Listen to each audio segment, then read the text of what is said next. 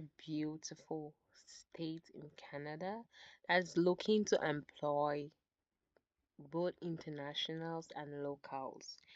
And you don't even need to have like a lot of job experience to be able to travel and reside either temporary or permanently in Canada, as long as your target is this state. So this is the official website. I'm going to put in the link below, but from this video you can also try to get the link. This state is called Saskatchewan. I'm not sure if I'm pronouncing it right, but it is more beautiful than how the name sounds.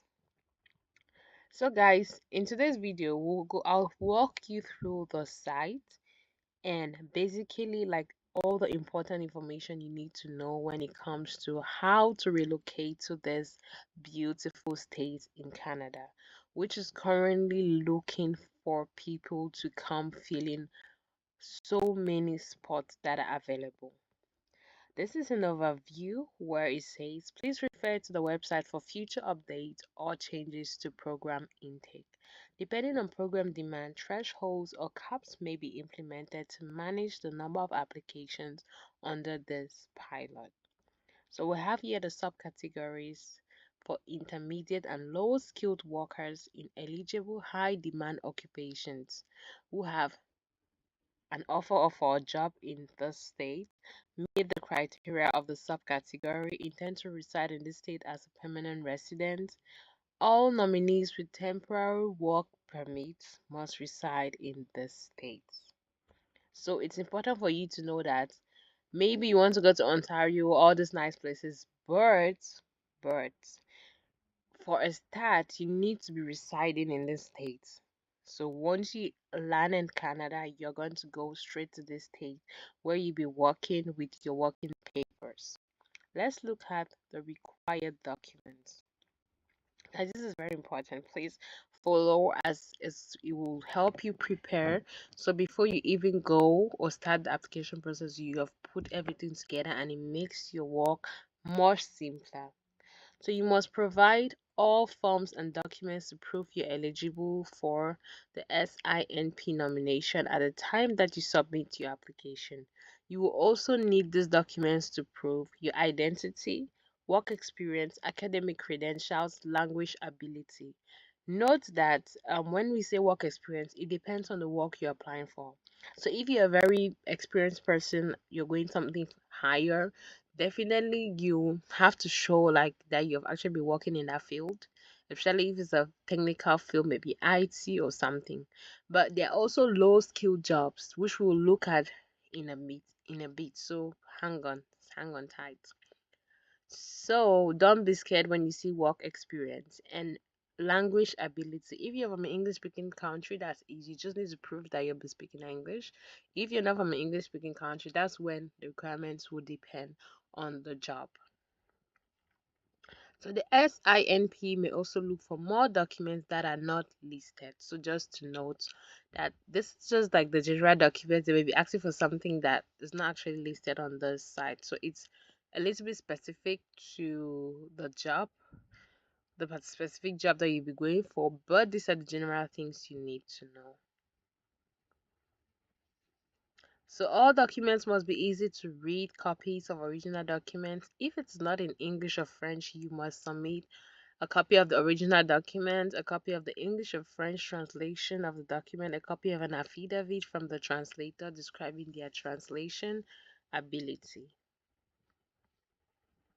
Let's look at required forms. So you must fill out and attach these forms to your application. So there's a general application form for Canada. There's this additional family information form. There's a Schedule A background declaration form.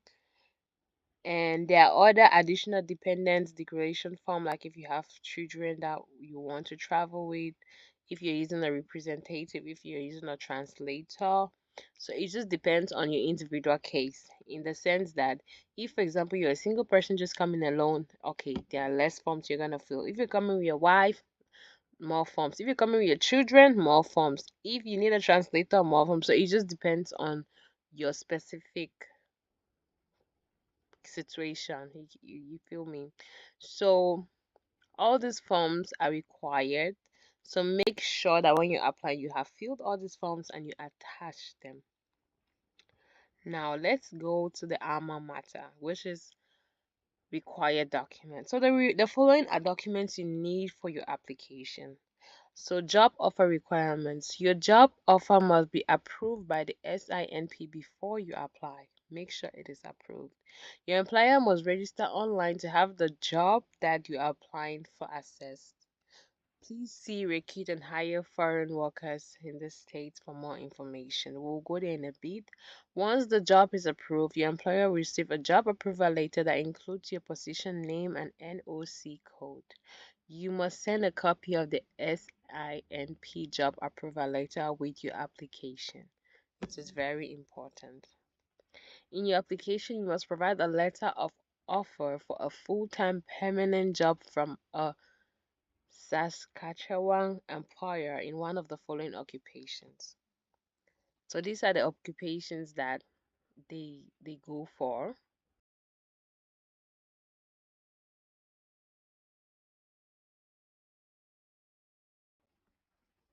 We have shippers and receivers, storekeepers and parts persons, dispatchers, other technical occupations in therapy and assessment, nurse aides, pharmacy technical assistants, other assistant occupations, home support workers, hotel front desk clerks, store shelf stockers, food and storage servers, food counter attendants, light duty cleaners, janitors, general building maintenance, transport truck drivers, heavy equipment, construction, specialized livestock laborers, harvesting laborers, oil and gas drilling, metal working, machine tool operators, sawmill machine operators, process control and machine operators, mechanical assemblers, industrial painters, laborers in metal fabrication, laborers in food, beverage and associated product processing, other laborers in processing, manufacturing, and utilities.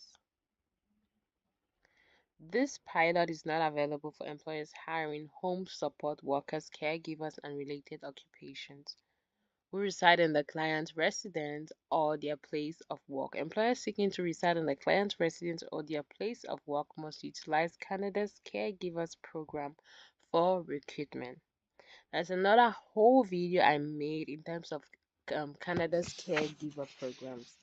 So that is also something that if you're into the nursing or you want to be taking care of people like on a one-on-one base, that is you don't apply here or through these forms. You go there and see more information about that. But we'll do that in a completely different video. There's also a video already in on my channel, also talking about a caregiver program in Canada, USA, and all of that good stuff. So don't forget to check out other videos on my channel.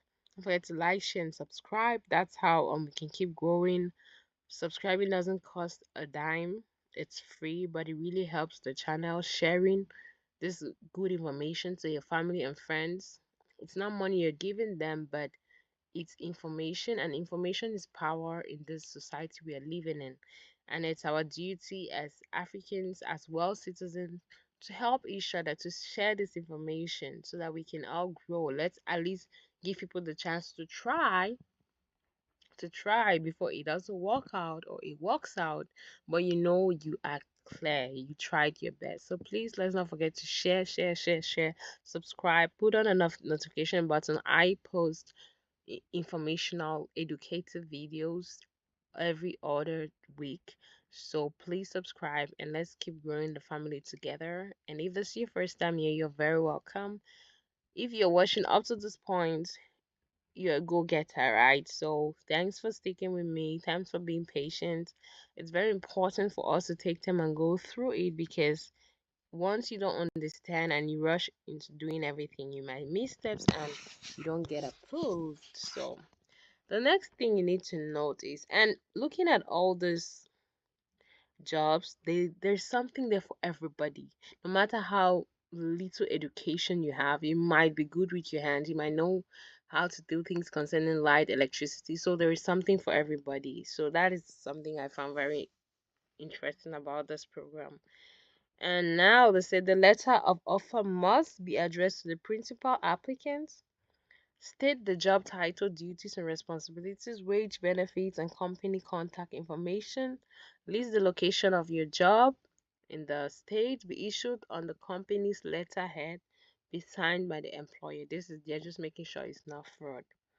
Language credentials.